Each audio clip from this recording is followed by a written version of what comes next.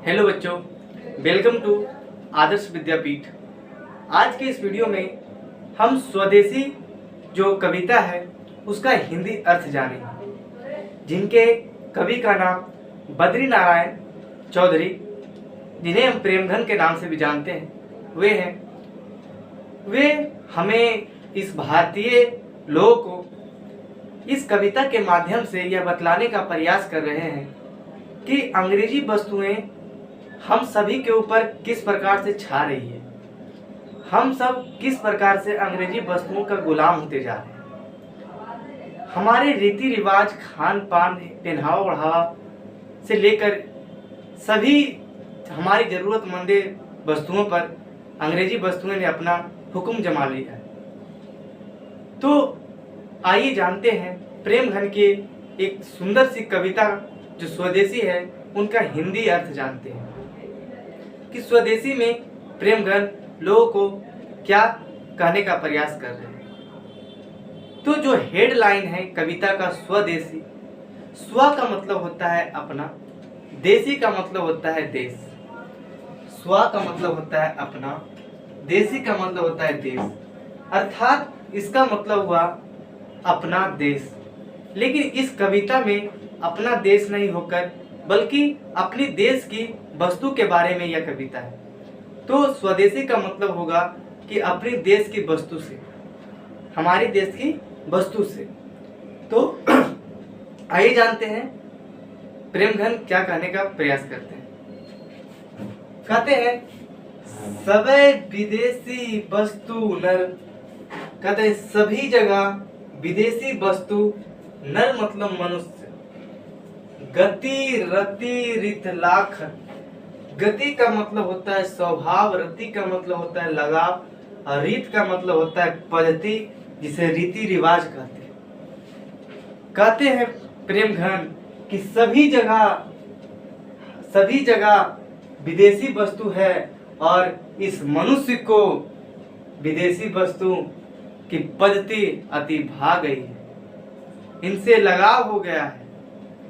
कहते हैं कि सभी जगह विदेशी वस्तु ही दिख रही है और भारतीय मनुष्यों को इन विदेशी वस्तुओं से लगाव हो गया है, प्रेम हो गया है। आगे कहते हैं भारतीयता कछु न अब, भारतीयता कुछ नहीं है अब, भारत में दर्शात, भारत में नहीं दिखता। कहते हैं भारत में ही भारतीयता कुछ दिखाई नहीं पड़ता है। कहते हैं कि सभी जगह विदेशी वस्तुएं ही है और इस भारतीय लोगों को विदेशी वस्तु से प्रेम हो गया है और भारत में ही कुछ भारतीयता नहीं दिखाई पड़ रही। तो इसका क्या लिखेंगे? लिखेंगे कि भारत में ही भारतीयता कुछ नहीं दिखाई पड़ रही है, सभी जगह विदेशी वस्तुएं ही हैं और इस भारत में रहने वाले लोगों को अंग्रेजी वस्तुओं से इस प्रकार प्रेम हो गया है कि उन्हें छोड़ने का नाम नहीं ले रहे। आगे कहते हैं मनुज भारती देखी को।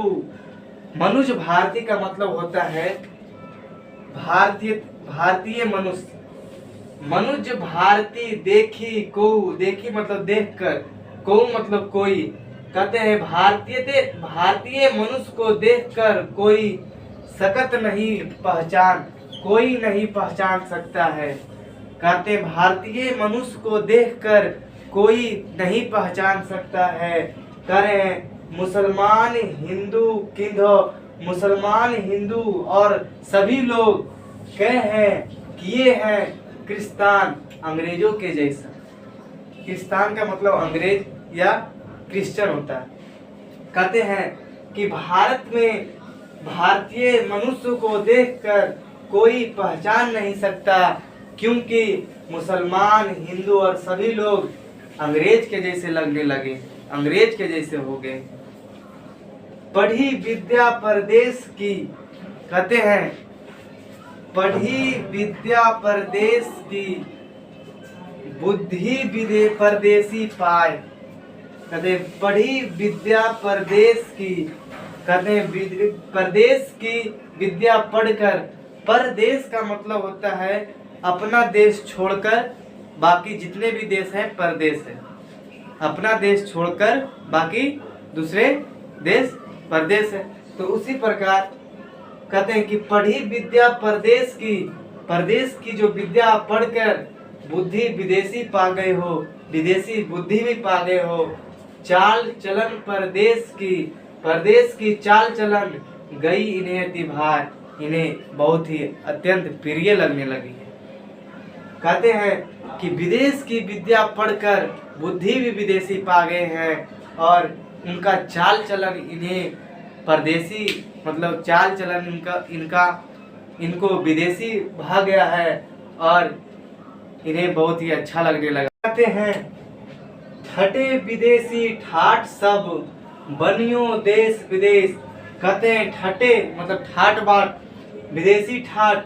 कहते हैं विदेशी वस्तुएं सभी जगह अपना ठाट जमा चुकी है और बनियो देश विदेश, मेरा देश विदेश जैसा लगने लगा। सपनेहु जिनमें ना कहूँ भारतीयता लेस। कहते हैं भारत के लोग सपने में भी भारतीयता को नहीं देख पाते हैं, नहीं देखना चाहते हैं।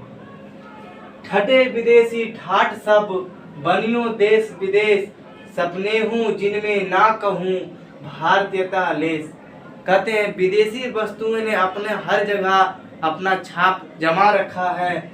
मेरा देश भारत अब विदेश जैसा लगने लगा है। सपने में भी जिनमें ना कहूँ कहीं भी भारतीयता दिखाई नहीं पड़ता है।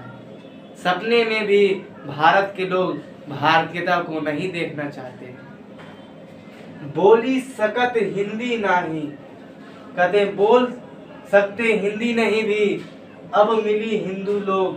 कहते हैं जब हिंदू लोग आपस में मिलते हैं तो हिंदी नहीं बोलते हैं।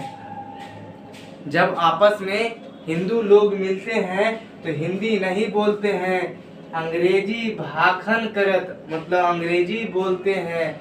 अंग्रेजी उपभोग और अंग्रेजी वस्तुओं का उपभोग करते हैं।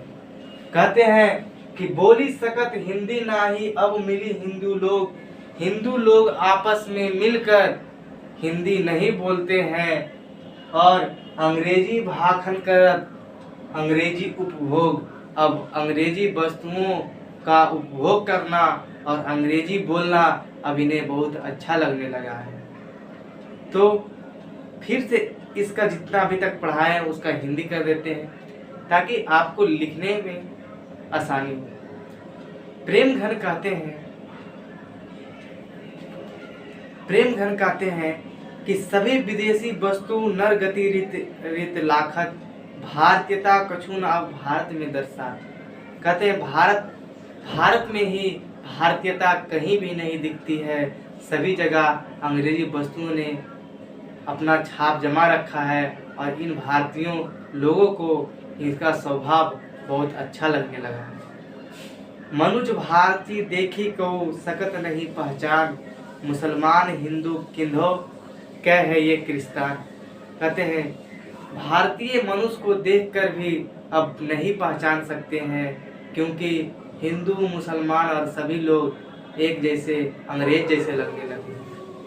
कहते हैं पढ़ी विद्या परदेश की विदेशी बुद्धि पाए, चाल चलन परदेश की गई इन्हें अति भाए।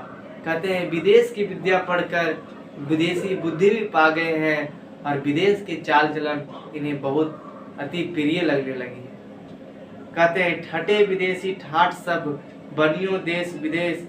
कहते हैं और सपने हूँ जिनमें ना कहूँ भारतीयता लेस। कहते हैं कि सभी जगह विदेशी वस्तुओं ने अपना छाप जमा रखा है और मेरा देश भारत अब विदेश जैसा लगने लगा है। सपना में भी भारतीय लोग भारतीयता को देखना नहीं चाहते। कहते हैं बोली सकत हिंदी नहीं बोल सकते हैं अब मिली हिंदू लोग जब आपस में मिलते हैं तो हिंदी नहीं बोलते हैं। अंग्रेजी भाखन करत, भाखन का मतलब होता है बोलना, मतलब अंग्रेजी बोलते हैं और कहते हैं अंग्रेजी उपभोग और अंग्रेजी वस्तुओं का उपभोग करते हैं, उपयोग करते हैं। तो आज के इस वीडियो में बस इतना ही, और इसके आगे के हिंदी अर्थ को अगले वीडियो में जानेंगे। तो यह वीडियो आपको कैसा लगा हो, अगर अच्छा लगा हो तो चैनल को सब्सक्राइब करें तथा दोस्तों को शेयर जरूर करें। जय हिंद, जय भारत।